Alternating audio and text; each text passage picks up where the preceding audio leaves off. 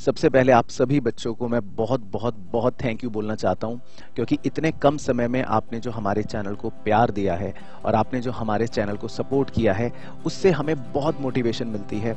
आपके इतने अच्छे अच्छे इतने सारे कमेंट्स आते हैं हमारे पास कि सर हमारी पढ़ाई चल रही है आपके साथ, हमारे स्कूल में बहुत अच्छे मार्क्स आए हैं। तो ये सब पढ़कर, ये सब सुनकर मुझे भी बहुत मोटिवेशन मिलती है।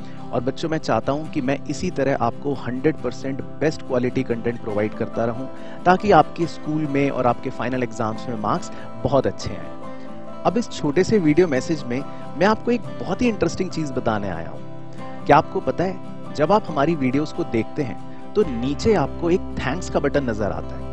ये YouTube का एक बहुत ही अमेजिंग फीचर है जिसको बोलते हैं सुपर थैंक्स। आप सभी बच्चों के प्यार और आप सभी बच्चों के ही कम्युनिटी को मिलाकर हमारा ये चैनल बनता है। अब जो भी आप बच्चे अगर हमारी इस वीडियो सीरीज को एंजॉय करते हैं और इससे अच्छे से पढ़ाई करते हैं, तो आप अपना एक छोटा सा सुपर थैंक्स हमारे पास इस बटन के थ्रू भेज सकते हैं। अब आपको लगेगा कि सर ये सुपर थैंक्स हम आपको क्यों भेजें, हम आपको ये 1 रुपया भी क्यों दें। तो बच्चों, मैं आपको बताना चाहता हूँ, ये सुपर थैंक्स सिर्फ रुपए का नहीं होता।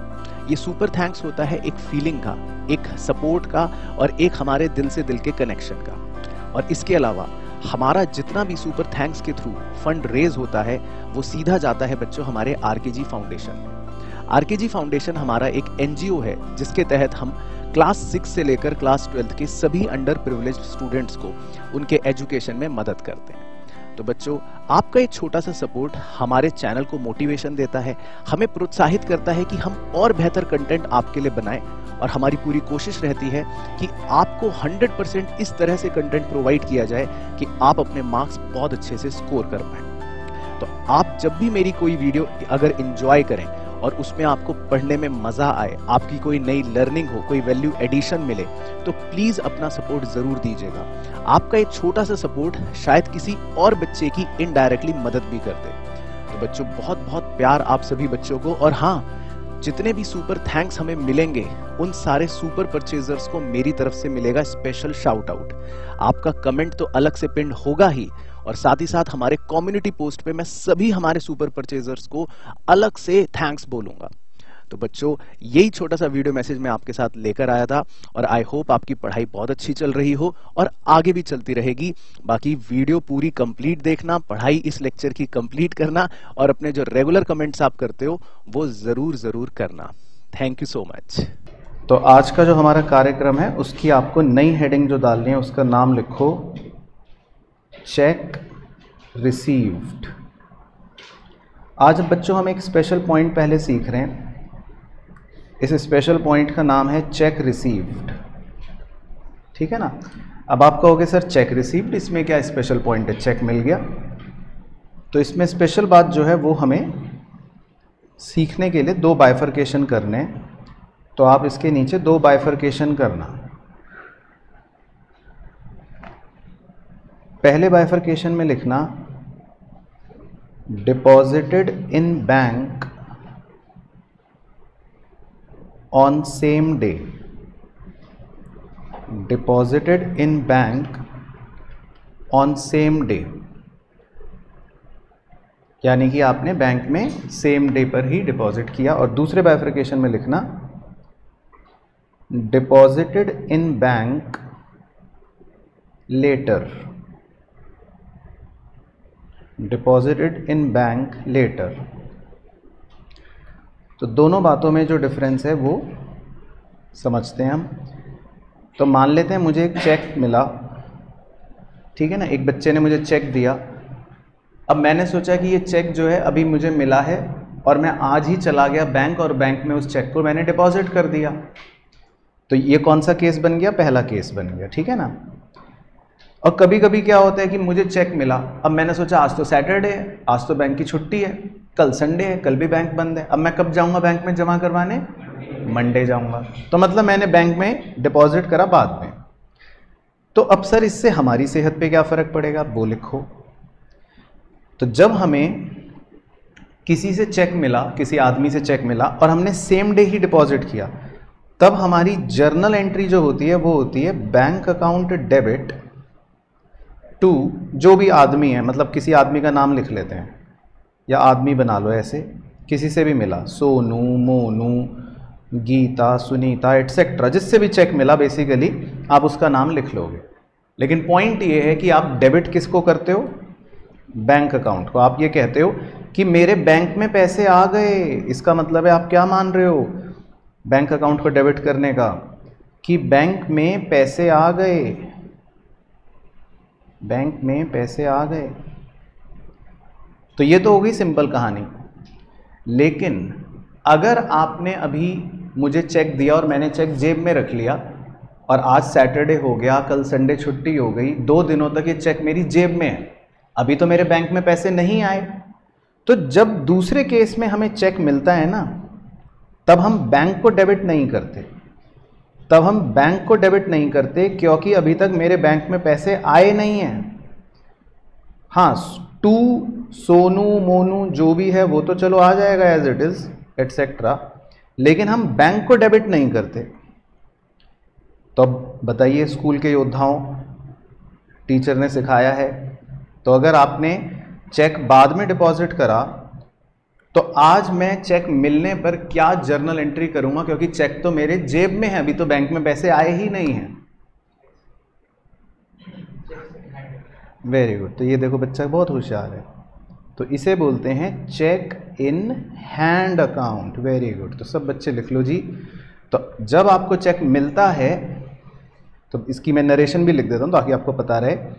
इसकी नरेशन है बीइंग चेक रिसीव्ड, आपको चेक मिल गया।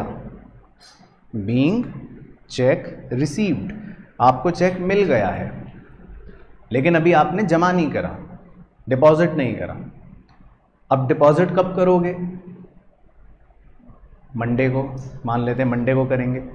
तो अब मंडे वाले दिन जब आप उस चेक को डिपॉजिट कर दोगे, तब सोच के बताओ डिपॉजिट करने पर अब क्या जर्नल एंट्री होगी? अब डिपॉजिट कर रहे हैं हम। Very good. तो जिस दिन हम डिपॉजिट करेंगे ना, उस दिन बैंक अकाउंट डेबिट होगा, क्योंकि उस दिन बैंक में पैसे आ रहे हैं। तो डिपॉजिट करने वाले दिन पर हम एंट्री करेंगे बैंक अकाउंट डेबिट, क्योंकि उस दिन हमारे बैंक में पैसे आए, to cheque in hand account. तो ये चेक इन हैंड अकाउंट जो है, ये 2-3 दिनों बाद डेबिट होने के बाद क्रेडिट भी हो जाता है, मतलब एक तरह से ये कट गया, नलीफाई हो गया। लेकिन हमें इस तरह से अकाउंटिंग एंट्री करनी पड़ती है। तो इस बात का थोड़ा सा ध्यान रखना पड़ता है कि भाई चेक मिला है तो क्या हमने सेम डे डिपॉजिट करा है या बाद में डिपॉजिट करा है। अच्छा, अब एक क्वेश्चन हर बच्चे के मन में आता है, लेकिन आपके नहीं आएगा क्योंकि आप तो नकली बच्चे हो। वो ये कि सर अगर क्वेश्चन साइलेंट है तो क्या होगा? क्वेश्चन ने ये नहीं बताया कि चेक मिला और मैंने आज ही डिपॉजिट करा कि मंडे को डिपॉजिट करा, क्वेश्चन ने कुछ नहीं बोला, तो क्या होगा? देन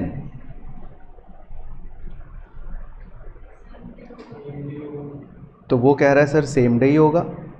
तो जब वो कह दे तो फिर तो गलत हो ही नहीं सकता, तो बिल्कुल सही बात है। तो तब हम सेम डे ही मानते हैं। तो कुछ नहीं बोला तो फिर ये मानते हैं कि आपने इसका मतलब आज ही जमा कर दिया। तो ये बादल में बात लिख लो। तो इफ क्वेश्चन इज साइलेंट तो हम ये एज्यूम कर लेते हैं कि हमने चेक सेम डे डिपॉजिट कर दिया। ठीक है ना। तो ये एक छोटा सा पॉइंट था जो हमें डिस्कस करना था। अब आप नए पेज पर हेडिंग डालना। नई हेडिंग का नाम है एडजस्टमेंट एंट्रीज। तो ये जो चैप्टर की बातें हैं, ये जो कॉन्सेप्ट है एडजस्टमेंट एंट्रीज का, ये बेसिकली एग्ज़ाम के पॉइंट ऑफ व्यू से तो लिख लो 100%, मतलब ये तो आप छोड़ के जा ही नहीं सकते। इसका तो क्वेश्चन बिल्कुल श्योर शॉर्ट है ही है, वेरी इंपॉर्टेंट। और जिन बच्चों को आगे चलकर कोई सीए जैसा कोर्स करना हो या कोई सीएस जैसा कोर्स करना हो या कोई प्रोफेशनल कोर्स करना हो, तो उनके लिए भी ये इम्पॉर्टेंट है बातें, यानी कि ये कुल मिलाकर काफ़ी इम्पॉर्टेंट है बातें।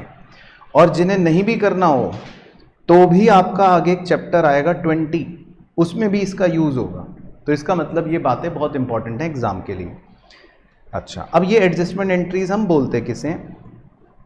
तो अभी आपको पूरा समझाना मुश्किल है क्योंकि आपने काफ़ी बातें पढ़ नहीं रखी, लेकिन वैसे बता देता हूँ। जब हमारा फाइनेंशियल ईयर एंड होता है, किस दिन एंड होता है? वेरी गुड, 31 मार्च को। तो हमें बहुत सी बातें उस दिन पता चलती हैं कि ओ ऐसा भी हो गया। भाई जो बातें हमें पता चलती रहती हैं, जो ट्रांजैक्शंस होती रहती हैं, वो तो हम रिकॉर्ड करते रहते हैं, पूरे साल रिकॉर्ड करते रहते हैं। लेकिन कुछ ट्रांजैक्शंस तो हमें पता ही कब चलती हैं, बिल्कुल 31 मार्च वाले दिन की, अच्छा ऐसा भी हो रहा है। तो उन चीज़ों को जब हम रिकॉर्ड करते हैं उन्हें एडजस्टमेंट एंट्रीज मतलब बोला जाता है।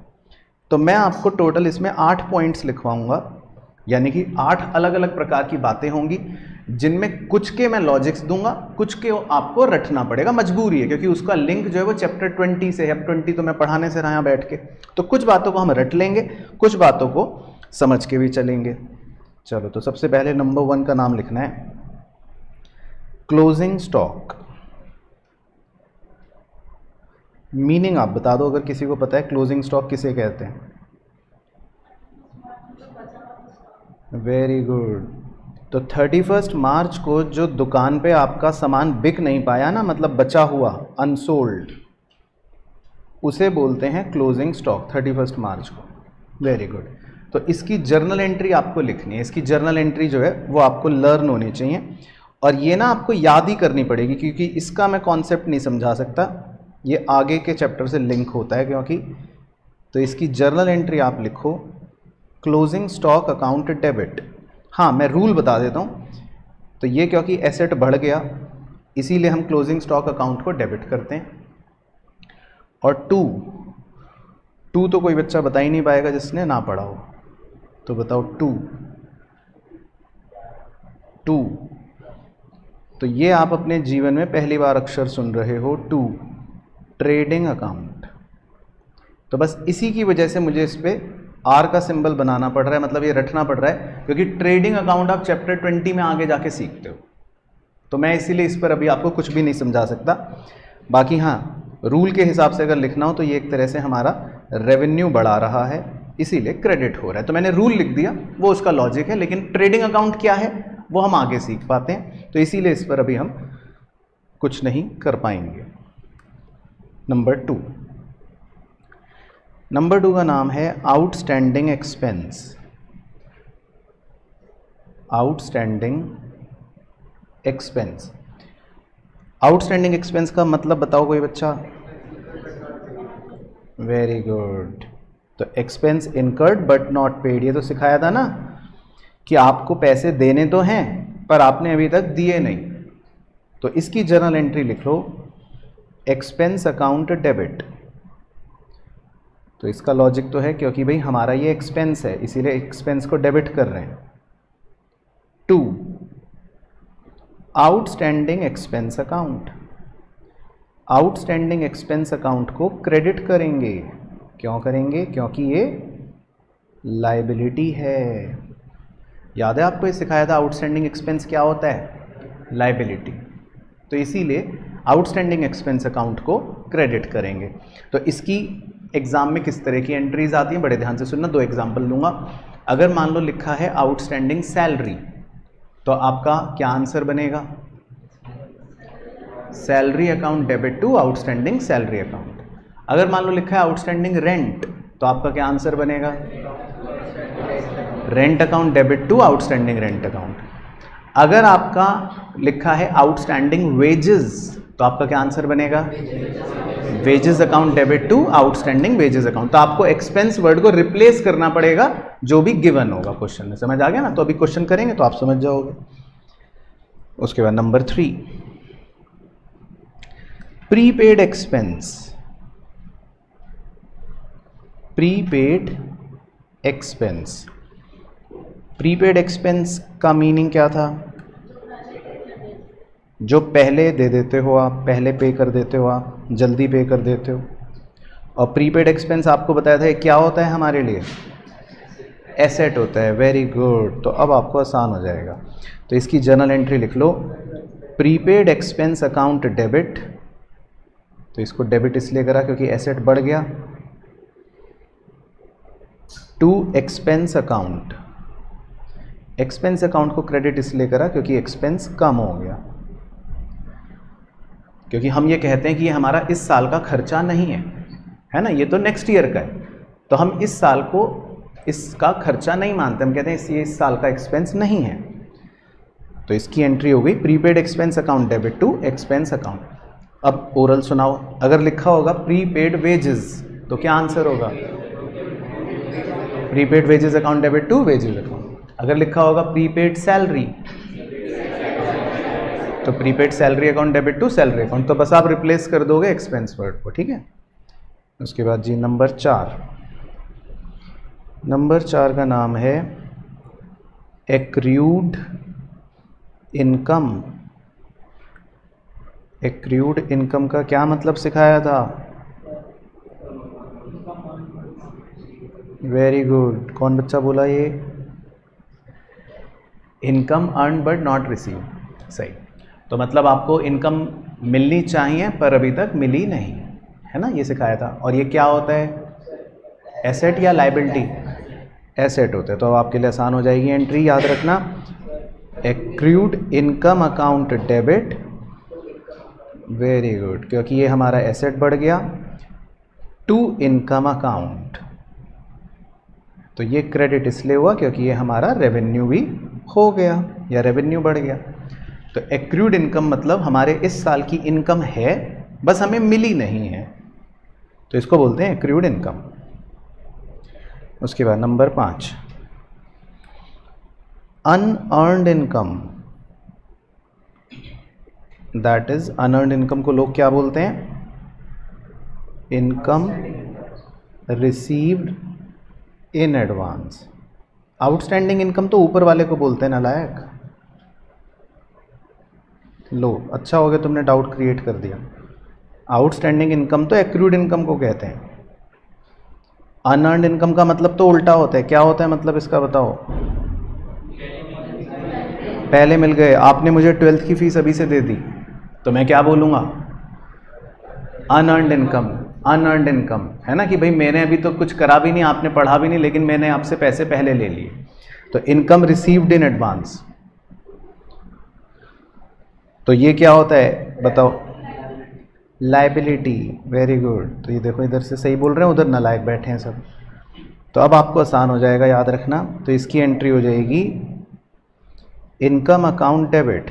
इनकम अकाउंट डेबिट इसलिए हुआ क्योंकि ये आपके रेवेन्यू को कम कर रहा है, to income received in advance account. तो बताओ इसका लॉजिक क्या है? क्रेडिट क्यों हो रहा है ये? क्योंकि ये लाइबिलिटी है।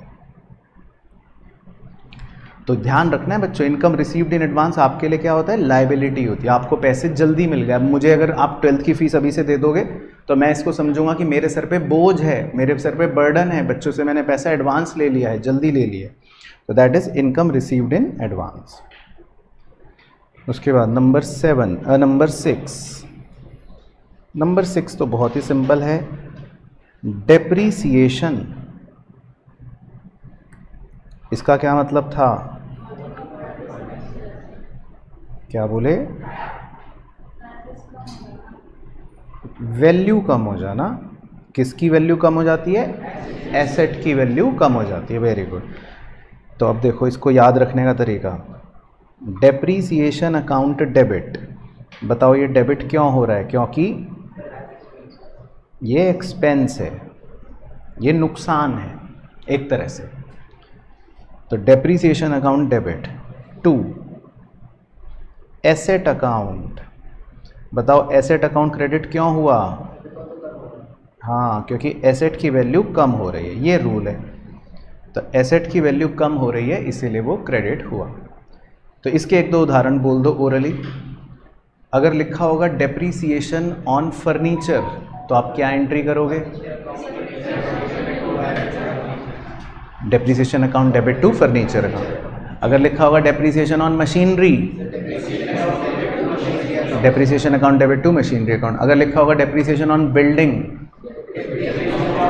Debit to building account. तो आपको बस एसेट को रिप्लेस करना रहेगा जो भी गिवन होगा, ठीक है। तो 6 हो गए। उसके बाद नंबर 7 और नंबर 8 जो है वो आपको रटने पड़ेंगे। वो क्लास 12th में आते हैं मेन डिटेल में, इसलिए उनको तो याद ही करना उपचार है। नंबर 7 का नाम है जी interest on capital.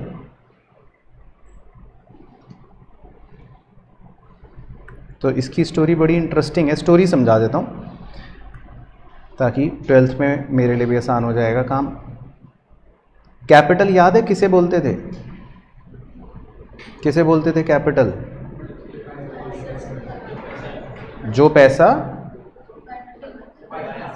Proprietor business में लगाता है, इन्वेस्ट करता है ना। तो अब देखो कितनी इंटरेस्टिंग कॉन्वर्जेशन हो रही है। तो इनकी कॉन्वर्जेशन क्या होती है? प्रोप्राइटर कहता है बिजनेस से, बिजनेस मैंने तुम्हें पैसा दिया, तुम इस पैसे के बदले में मुझे क्या दोगे? वो तो कह रहा है मैं खुद कमाऊंगा मेहनत करके।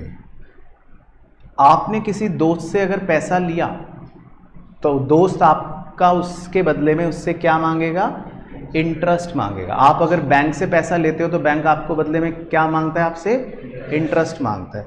तो ओनर जो है वो बिजनेस को पैसे देता है और कहता है मुझे बदले में ब्याज चाहिए। तो है ना इंटरेस्टिंग बात।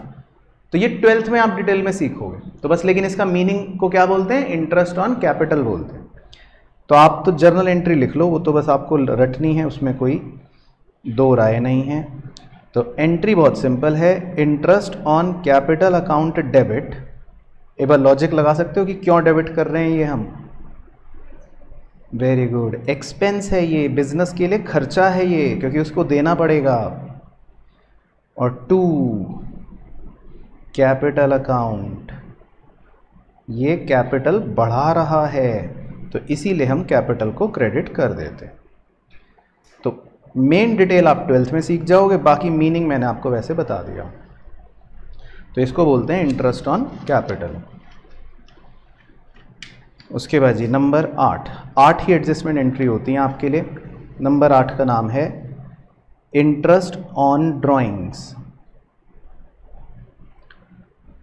इंटरेस्ट ऑन ड्राइंग्स, तो अभी ये क्या होता है बताओ? हाँ, ड्राइंग का मतलब तो याद है ना कि ओनर जो है वो पर्सनल यूज़ के लिए पैसा निकाल लेता है बिजनेस से। तो अब इस बार बिजनेस कह रहा है ओनर से, कह रहा है ओनर तुमने पैसे लिए तो तुम इसके बदले में अब मुझे क्या दोगे? तो वो कहता है ब्याज दूंगा। तो इस बार फर्म को इंटरेस्ट मिलता है, तो इसको बोलते हैं इंटरेस्ट ऑन ड्राइंग। समझ आ गया? चलो तो इसकी एंट्री बताने की कोशिश करो। कैपिटल अकाउंट डेबिट, क्योंकि आपकी कैपिटल कम हो रही है। 2 इंटरेस्ट ऑन ड्राइंग अकाउंट, क्योंकि ये क्या है बिजनेस के लिए? रेवेन्यू। तो ये भी हम वैसे क्लास 12th में पढ़ेंगे। तो इसको बोलते हैं इंटरेस्ट ऑन ड्राइंग। तो आप ये 8 ज़रूर से अच्छे से याद रखना। ये सारी एडजस्टमेंट एंट्रीज होती हैं, 8 की 8 जो आपको याद रखने हैं। अब इसके नीचे बस आपको एक लास्ट सितारा सा डाल के लिखना है। एक लास्ट हेडिंग होती है, इस हेडिंग का नाम होता है ओपनिंग एंट्री। कौन सी एंट्री? Opening entry. तो ओपनिंग एंट्री किसे कहते हैं सर? Opening entry. तो ओपनिंग एंट्री का मतलब होता है साल का पहला दिन कौन सा होता है? 1 अप्रैल। तो 1 अप्रैल वाले दिन हम एक एंट्री करते हैं, बस उसे बोलते हैं ओपनिंग एंट्री। तो आपको मैं सीधा एंट्री ही लिखवाऊंगा, लेकिन बस आप थोड़ा सा मेरा ये नाटक देख लेना। आपको याद है, आपको अकाउंटिंग इक्वेशन में बैलेंस शीट सिखाई थी, बताओ किस किस बच्चे को याद है? सर हमें तो नहीं याद, हमने तो कुछ भी नहीं पढ़ा सर। लेफ्ट साइड को बताओ क्या कहते थे?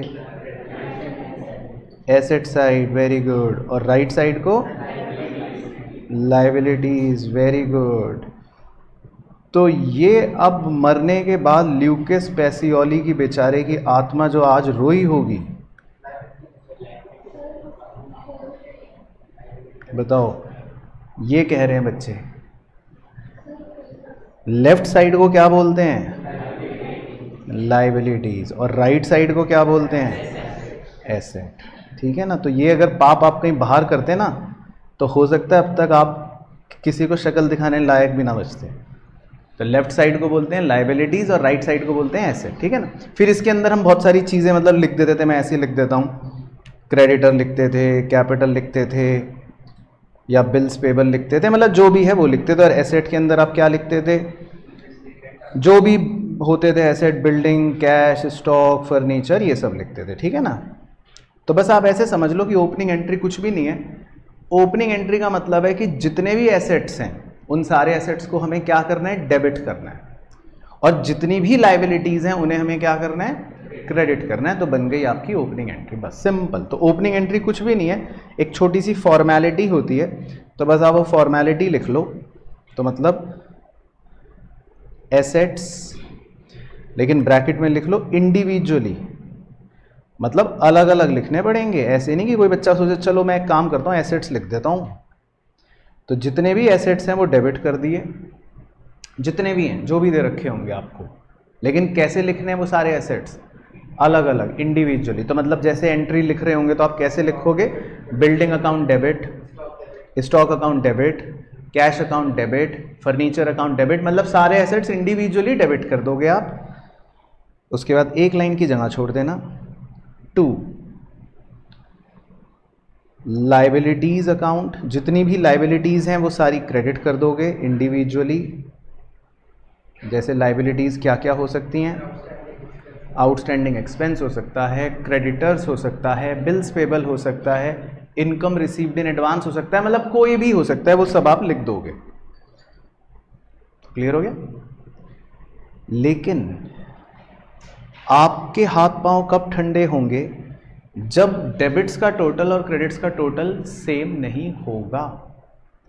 इस ओपनिंग एंट्री में खासियत ये होती है कि कभी कभी क्वेश्चन में आप सारे एसेट्स डेबिट करोगे, सारी लाइबिलिटीज क्रेडिट करोगे, पर वो डेबिट क्रेडिट्स टोटल मैच नहीं होगा।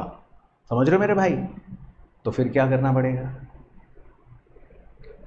अगर मान लो ऐसी, आप मत लिखना, मान लो डेबिट्स का टोटल आ रहा है कुल मिला के 5000 और क्रेडिट्स का टोटल आ रहा है 4000, तो इसका मतलब 1000 रुपए आपको नीचे और लिखने पड़ेंगे, किसी ना किसी बात के तो लिखने ही पड़ेंगे ना।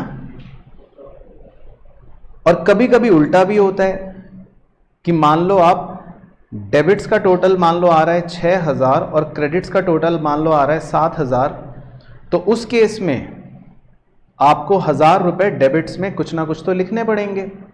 तो इसका मतलब ओपनिंग एंट्री करते समय कभी कभी आपका अगर टोटल मैच ना हो तो हो सकता है आपको नीचे कुछ लिखना पड़े, हो सकता है आपको ऊपर कुछ लिखना पड़े। तो उस कुछ को क्या नाम दोगे बताओ मेरे स्कूल के चीतो। वो तो कह रहा है प्रॉफिट एंड लॉस अकाउंट, वो तो गलत भी कह रहा है कि खुद ही कह रहा है गलत है। तो बताओ ना मेरे स्कूल के योद्धाओं, स्कूल में तो तब तो कह रहे थे सर स्कूल में टीचर ने पढ़ा दिया और ये है वो है। चलो तो वो किताब तो जला दूंगा मैं अगर तुमने किताब पे हाथ भी लगाया। तो नीचे में लिखो जी कैपिटल अकाउंट। अगर नीचे आपको कुछ एक्स्ट्रा लिखना पड़े तो हमेशा क्या लिखोगे, कैपिटल अकाउंट। और ऊपर अगर आप कभी आपको एक्स्ट्रा लिखना पड़े ऊपर, तो ऊपर वाले को क्या लिखेंगे, वो रट लेना, आपको समझ नहीं आएगा लॉजिक तो खैर। ऊपर वाले को लिखते हैं गुडविल अकाउंट, पर ये लॉजिक आपको क्लास 12th में समझ आ जाएगा। तो ये फिलहाल थोड़ा सा इसमें 12th का एंगल आ गया। बाकी आपके लिए सिंपल ओपनिंग एंट्री मतलब ये एसेट्स को डेबिट कर दो और लाइबिलिटीज को क्रेडिट कर दो। तो ये था बच्चों हमारा मतलब एक तरह से कंप्लीट कॉन्सेप्ट जो आप कह सकते हो। बाकी जितनी भी बातें होंगी वो तो क्वेश्चन के थ्रू ही हम कर लेंगे, लेकिन जो मेन चीज़ें थी वो थी आपकी एडजस्टमेंट एंट्रीज 8 और ओपनिंग एंट्री। ठीक है, तो ये पहले आप लाइन लगा लो। चलो तो क्वेश्चंस पे पहुंचते हैं। पढ़ते रहना पढ़ते रहना पढ़ते रहना। मैं आया हूं बस छोटा सा एक मैसेज लेकर, जरा देखूं तो सही कि बच्चे पूरी वीडियो ध्यान से पढ़ रहे हैं कि नहीं। मुझे नीचे कमेंट करके बताना कि वीडियो के किस मोमेंट पर एग्जैक्टली आप मेरा ये वीडियो मैसेज सुन रहे हो। जरा पता तो चले कि बच्चे पढ़ाई कर भी रहे हैं वीडियो से या नहीं। और हाँ, बिजनेस स्टडीज की अच्छी प्रिपरेशन करने के लिए अंकुर अग्रवाल सर के चैनल को जरूर सब्सक्राइब करना। वहां पर बिजनेस स्टडीज के ऑलरेडी लेक्चर्स स्टार्ट हो चुके हैं। All the best. तो क्वेश्चन नंबर 10 करेंगे बच्चों, इस पर आप इंपॉर्टेंट लिख लेना, एग्जाम के लिए इंपॉर्टेंट है, वैसे ये स्टार लगा लो। इसमें लिखा है पास journal entries for the following adjustment on 31 मार्च 2021। तो देखो है ना, मतलब आपको एडजस्टमेंट एंट्रीज करनी है बेसिकली। तो ये क्वेश्चन एडजस्टमेंट एंट्री वाले कॉन्सेप्ट का है। Number 1, interest due but not receive. बताओ, ये सोच के बताओ या देख के बताओ पीछे से कि ये कौन सा एडजस्टमेंट वाला पॉइंट है। पूरा बोलो, पूरा। हाँ, एक्रूड इनकम वाला पॉइंट है, क्योंकि इंटरेस्ट ड्यू हो गया लेकिन कह रहा है बट मिला नहीं, यानी कि आपको पैसे मिलने तो चाहिए थे पर मिले नहीं। समझ आ गया? तो मैं आपको मीनिंग समझाता रहूंगा पॉइंट का। क्लियर हो गया सब बच्चों को? तो अब इसकी देख के बताओ पीछे से क्या जर्नल एंट्री थी, एक्रूड इनकम की क्या लिखवाई थी। हाँ, अभी आप मत लिखना, लेकिन तो आपको एंट्री लिखवाई थी वैसे, accrued income account debit to income account, है ना, यही लिखवाई थी ना। अभी आप मत लिखना, यही लिखवाई थी। तो आपको बस इसमें ना इनकम को रिप्लेस करना पड़ेगा। अब आपके इस क्वेश्चन में इनकम क्या नाम क्या है? इंटरेस्ट। तो अब आप इनकम वर्ड को रिप्लेस करके बस क्या लिख दोगे? इंटरेस्ट लिख दोगे। तो आप अपना सही आंसर नोट करना। तो मैं इनकम को हटा देता हूं और उसकी जगह इंटरेस्ट वर्ड को रिप्लेस कर देता हूं। तो आप ये आंसर नोट कर लो, ठीक है ना। और नरेशन भी लिख लेते हैं ताकि याद होती रहे। बीइंग एक्रूड इंटरेस्ट रिकॉर्डेड, बस सिंपल। तो हमने एक्रूड इंटरेस्ट को रिकॉर्ड कर लिया।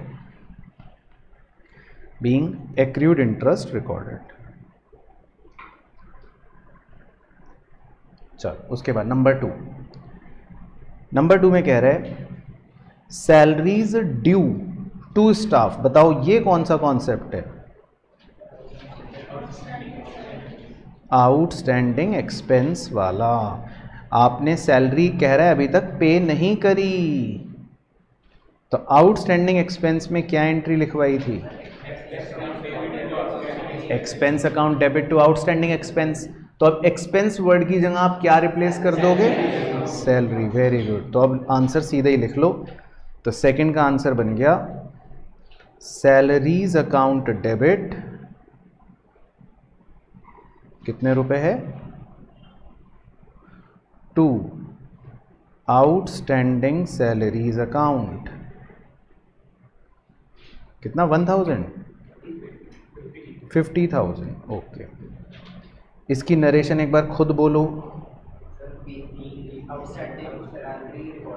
Very good. तो बस ऐसे करना है सब में। तो इसकी हो गई बीइंग आउटस्टैंडिंग सैलरीज रिकॉर्डेड। तो आपने आउटस्टैंडिंग सैलरीज को रिकॉर्ड कर लिया, ठीक है ना। तो बस आपको याद रखनी है एडजस्टमेंट एंट्री, सिंपल। उसके बाद नंबर 3 में लिखा है out of the rent paid this year 5,000 is for next year. 5,000 रुपए का रेंट अगले साल का है, फ्यूचर का आपने पे करा। तो ये कौन सा कॉन्सेप्ट हो गया? Prepaid expense. Very good. उसकी क्या एंट्री लिखवाई थी? Prepaid expense account debit to expense account. अब एक्सपेंस को रिप्लेस कर दो किससे? रेंट से। तो क्या आंसर बन गया थर्ड का? सही। तो लिख लो answer prepaid rent account debit 5,000 to rent account 5,000। ठीक है। अब नरेशन आप लिख ही लोगे, मैं मान रहा हूं। तो बस अब नाटक कर देते हैं, बीइंग ... उसके बाद नंबर 4 में क्या कह रहा है? कह रहा है प्रोवाइड 10% डेप्रीसिएशन ऑन फर्नीचर। कह रहा है फर्नीचर पर 10% का आपको डेप्रीसिएशन लगाना है, 10% का, और फर्नीचर लिखा है कॉस्टिंग 1 लाख। तो अगर आपका 1 लाख रुपए का फर्नीचर है और उसकी वैल्यू में 10% की गिरावट आ गई, तो कितनी गिरावट आई? 10,000 की। Very good. तो अब डेप्रीसिएशन की एंट्री बोलो क्या लिखवाई है? Very good. Depreciation account debit to asset account. तो यहाँ पर एसेट को रिप्लेस करके फर्नीचर कर लेंगे। तो डेप्रीसिएशन अकाउंट डेबिट 10,000 रुपये टू फर्नीचर अकाउंट 10,000 रुपये। इसकी नरेशन बन गई क्या?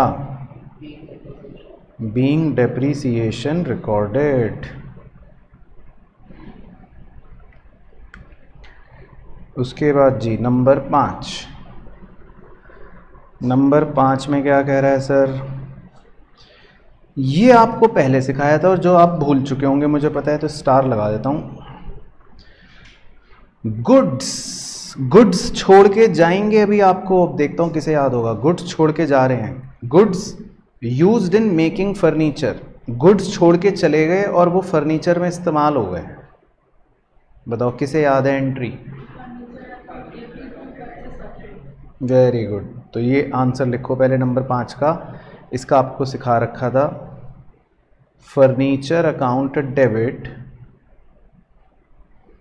टू, सिखाया था ना। जब भी गुड्स आपको छोड़ के चले जाएंगे तो क्या क्रेडिट करते हैं हम? Purchase account. तो इस पर आपको अलग से कक्षाओं में सिखाया था जो आप भूल गए।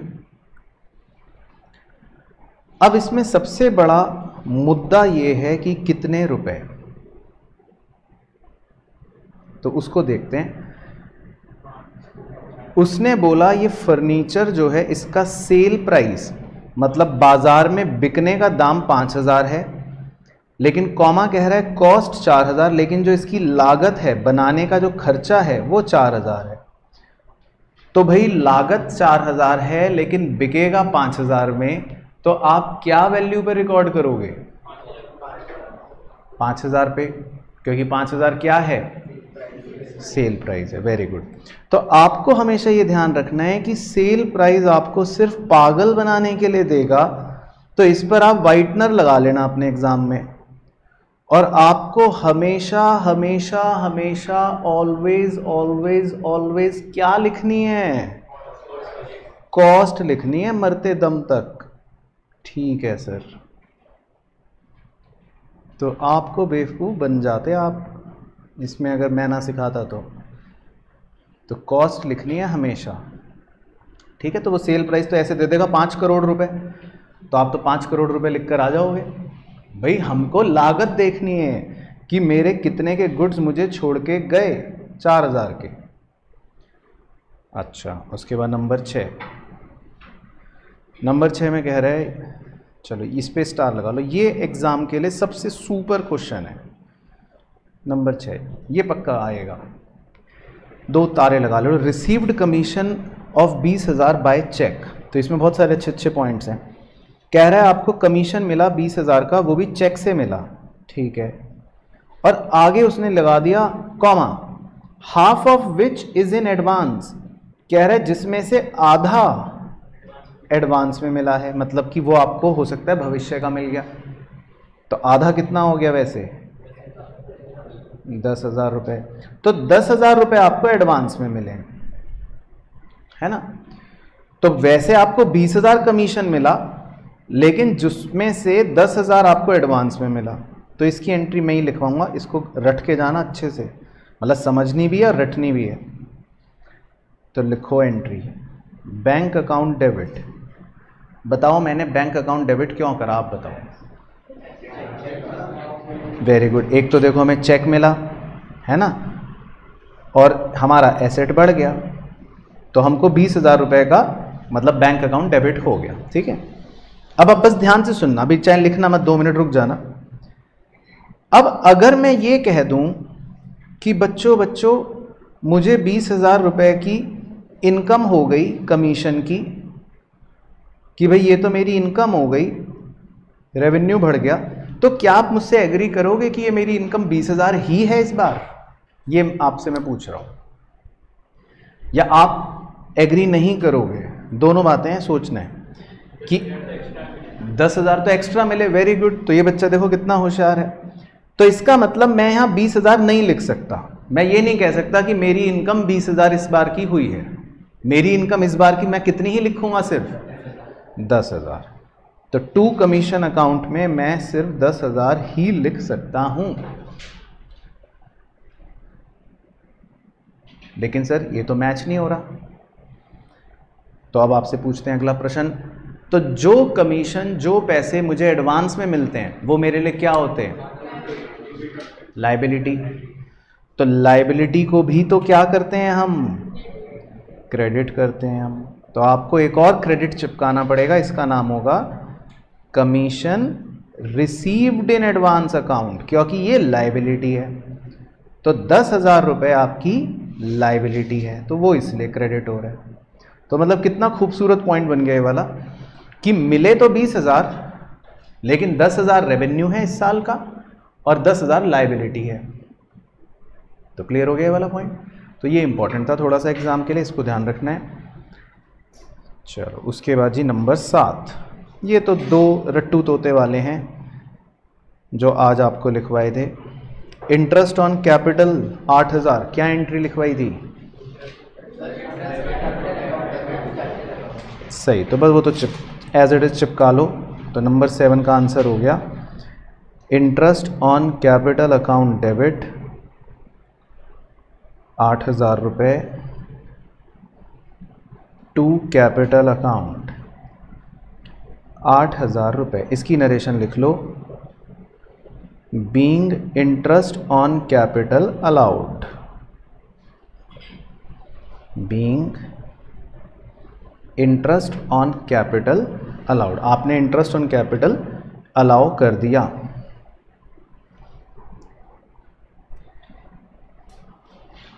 उसके बाद जी नंबर 8, नंबर 8 जो है उसमें क्या लिखा है? Charge interest on drawing. ये भी वही रट्टू तोते वाली क्या लिखी थी? सही, तो बस वही चिपका लो। तो नंबर 8 का आंसर हो गया capital account debit to interest on drawing account 1,500 रुपये। और इसकी नरेशन बताओ क्या? बीइंग इंटरेस्ट ऑन ड्राइंग्स क्या? चार्ज्ड। तो इसमें वर्ड्स याद रखने हैं, इंटरेस्ट ऑन कैपिटल के लिए अलाउ बोलता है वर्ड और इंटरेस्ट ऑन ड्राइंग के लिए चार्ज्ड बोलता है ना? तो ये है। तो बेसिकली ये है आपका पूरा क्वेश्चन। तो समझ आ गए सारे एडजस्टमेंट एंट्री वाले। चलो अगला करेंगे, बहुत ही छुटकू क्वेश्चन, छोटा सा, इसका नाम है क्वेश्चन 11। तो कह रहा है following balances existed in the books of messrs Anand store as on 1 April. कह रहा है 1 अप्रैल वाले दिन उसके बैलेंस क्या क्या हैं। देखो एसेट्स की लाइन लगा रखी है उसने, ये रे एसेट्स। उसके नीचे लाइबिलिटीज़ की लाइन लगा रखी है, कह रहा है ये रही लाइबिलिटीज़। तो कह रहा है पास नेसेसरी जर्नल एंट्री। बताओ आपको कौन सी एंट्री करनी है? इसका मतलब ये 1 अप्रैल को कौन सी एंट्री करते हैं हम? Opening entry. तो ये कॉन्सेप्ट है आपका ओपनिंग एंट्री का। तो इसका एक ही क्वेश्चन है बस, ओपनिंग एंट्री का। चलो तो क्या सिखाया था जी ओपनिंग एंट्री में? लिखो आंसर। सारे एसेट्स डेबिट करने हैं अलग अलग। चलो तो मेरे साथ अब जल्दी से लिखना शुरू करो। Cash account debit 60, bank account debit 40, stock account debit 1,50,000, उसके बाद फर्नीचर अकाउंट डेबिट 43, उसके बाद डेटर्स अकाउंट डेबिट 145, बाकी वो एक्स वाई जेड वो उसके अंदर ही है ना, तो वो अलग से नहीं लिखने, समझ गए बात, वो उसके अंदर ही है ना ऑलरेडी। चलो अब क्रेडिट क्या क्या करोगे बताओ। 2 क्या, लोन फ्रॉम विकास 60, और क्या करोगे 2 क्रेडिटर्स 52,500, ए और बी उसके अंदर ही है तो वो आपको अलग से नहीं लिखना, ठीक है। तो क्लियर होगी कहानी। अब ये देखो जरा रफ में देखो, डेबिट्स का टोटल जोड़ना जरा, मैं क्रेडिट्स का जोड़ता हूँ, आप डेबिट्स का जोड़ो, मैं क्रेडिट का जोड़ता हूँ, फिर देखते हैं कि क्या दोनों का इक्वल आ रहा है। तो मेरा तो क्रेडिट का आ रहा है 1,12,500। अब आप डेबिट्स के सारे जोड़ो कि डेबिट के सारे जोड़कर कितना आ रहा है, कितना आ रहा है 4,38,000, ठीक है। तो डेबिट्स का आ रहा है सबको जोड़ जाड़ के 4,38,000 आ रहा है, तो इसका मतलब हमारा ये तो मैच नहीं हो रहा है डेबिट्स और क्रेडिट्स, बात समझ आ रही है। तो इसका मतलब अब मुझे क्रेडिट की साइड में कितने रुपए लिखने पड़ेंगे ताकि बराबर हो जाए बात, 438 माइनस 112,500, तो ये माइनस करके देख लो कितना आएगा। तो इसको माइनस करोगे तो कितना आ जाएगा 325,500। तो आपको 2 कैपिटल अकाउंट में करके 325,500 लिखना पड़ेगा। तो बस इसको ओपनिंग एंट्री बोलते हैं, तो आप ये इसकी नरेशन लिख सकते हो, बीइंग ओपनिंग एंट्री रिकॉर्डेड, है ना, या being asset and liabilities brought forward, तो यही लिख लो, चलो अच्छी वाली लिख लो, being assets and liabilities brought forward. अगर याद रहे तो यही लिखना, भूल जाओ तो वो वाली चिपका देना, सिंपल वाली, है ना, दोनों ठीक है।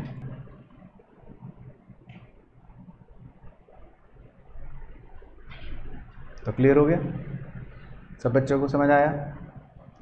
चलो, तो ये हो गए बेसिकली हमारे डिस्कशन के क्वेश्चंस। तो ये था बच्चों आज के हमारे इस लेक्चर में। आई होप आपको पूरा वीडियो लेक्चर अच्छे से समझ आया होगा। मुझे प्लीज कमेंट करके बताना कि आपको इस टॉपिक में कौन कौन सी चीजें आसान लगी या कोई मुश्किल चीज जो आपको इस लेक्चर में लगी, तो वो भी प्लीज मुझे मेंशन करके नीचे जरूर बताना। क्या बच्चों के 5 नंबर कट जाएंगे बोर्ड्स में? किस बात के? मतलब जब ये पढ़ाई के अलावा ब्रेक लेते हैं तो इंस्टाग्राम पर टाइम वेस्ट करते हैं और अभी तक मेरे को फॉलो नहीं करा है, तो ठीक है बच्चों के कटने तो 5 नंबर, क्या होता है। और कल को जब ये पढ़ लिख के अच्छा कॉलेज जाएंगे, अपना प्रोफेशनल सर्कल बढ़ाना होगा, तो लिंक्डइन पर भी अभी मेरे को फॉलो नहीं कर रहे, तो ठीक है इनका सर्कल छोटा रह जाएगा, मुझे क्या है, मोटिवेशन चाहिए। हाँ बच्चों को तो मोटिवेशन के लिए मेरे ट्वीट तो फॉलो करते ही होंगे, क्या नहीं करते? तो ठीक है बच्चों की मर्जी, इनके नंबर भी कटेंगे, ना इनको मोटिवेशन मिलेगी, ना इनका प्रोफेशनल सर्कल बड़ा होगा, ठीक है कोई बात नहीं।